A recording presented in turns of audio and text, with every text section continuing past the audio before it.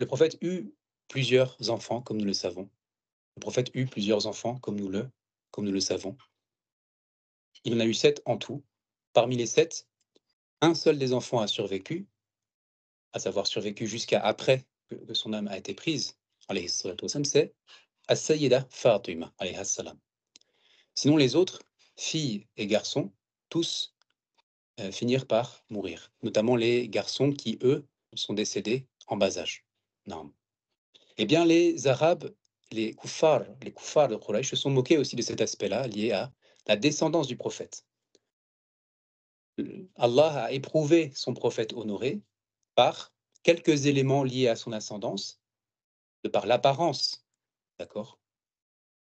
De même que de par la descendance. Mais ceci ne l'a pas empêché, eh bien, d'avoir une descendance aujourd'hui bénie et dont nous pouvons profiter à travers, eh bien, les savants d'entre eux et aussi les salihin d'entre eux. Non.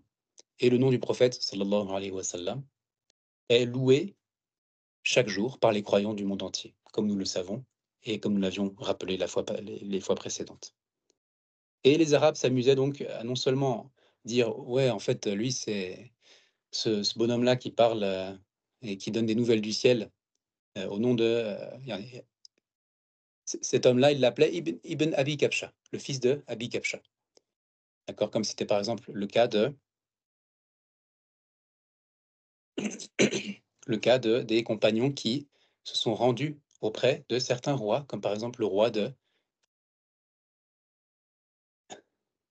oh mince, Héraclius, non, Héraclius.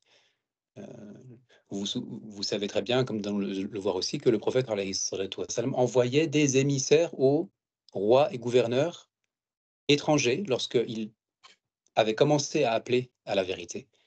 Eh bien, ceci parfois causait aussi des rencontres entre, eh bien, les communautés étrangères et les Arabes, sans que les Arabes eux-mêmes aient été envoyés par le prophète lui-même, alayhi salatu wassalam. Mais simplement les Arabes donc de Quraïch, eh bien, eux étaient en contact avec ces gouverneurs étrangers. Il y a un récit qui est rapporté par Al-Bukhari en lequel, eh bien, l'un des Arabes, l'un des kuffars de Quraïch, qui par la suite deviendra l'un des compagnons du prophète, alayhi salatu wassalam, mais à l'époque, il était encore quelqu'un qui n'avait pas la foi.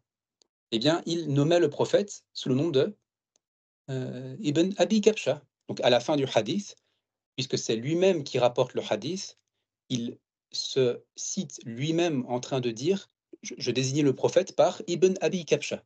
Donc cette appellation-là, Ibn Abi Kabsha, revenait souvent. Non. Je reviens au texte. قال المؤلف رحمه الله ودرت البركات على أهل ذاك البيت الذين أرضعوه مدة وجوده بينهم. Non. Les bénédictions se répandirent sur les membres de cette maison qu'il avait allaité durant toute la période qu'il resta avec eux, à savoir un peu plus de 4 ans. Donc, à savoir Halima bint Abi Zuhayb as-Sa'diyya,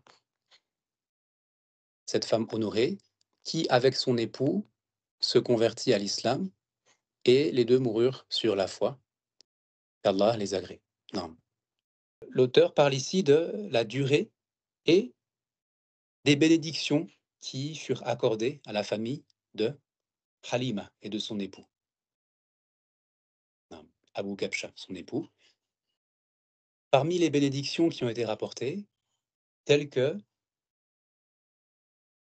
le fait que Halima Sardiya, qu'Allah l'agrée, lorsqu'elle a pris l'enfant Mohammed dans son foyer, elle endurait des difficultés à allaiter son enfant de sang, son enfant de sang.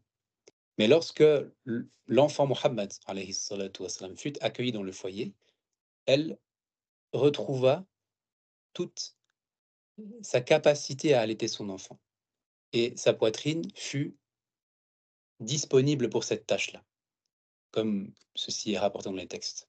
Et il y a certaines manières de le formuler en français sans que ce soit étrange, et en arabe, il y a des manières aussi convenables. Et en ce qui concerne aussi, tels que les animaux que Halima et son époux avaient auprès de leur demeure, eux aussi se mirent à produire du lait.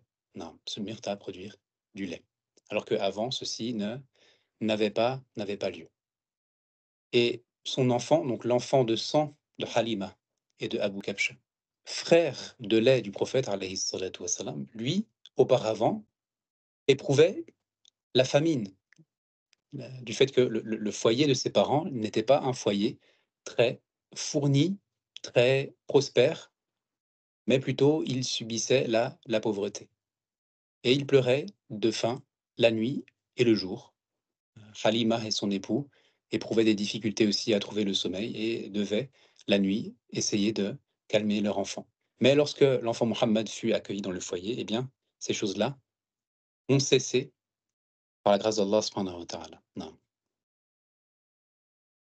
Habituellement, cet allaitement, l'allaitement par les femmes de la campagne et des nourrissons de la ville, durait environ 2 ans. Durait environ 2 ans, car c'est aussi la période qui est préconisée, une période approximative, c'est 2 ans et quelques jours, pour l'allaitement des enfants en bas âge. 2 ans était l'habitude. Mais tant la baraka était ressentie dans ce foyer que Halima demanda à la maman du prophète, à Amina, de repousser cette échéance-là, donc de le garder un petit peu plus longtemps. En tout, ils purent le garder 4 ans. Ils purent le garder 4 ans, donc soit 2 ans de plus que l'habitude des femmes de la campagne. نعم. اللهم صل على محمد. فقال وكانت تربو عن 4 سنوات كما قلناه بالفرنسية. نعم.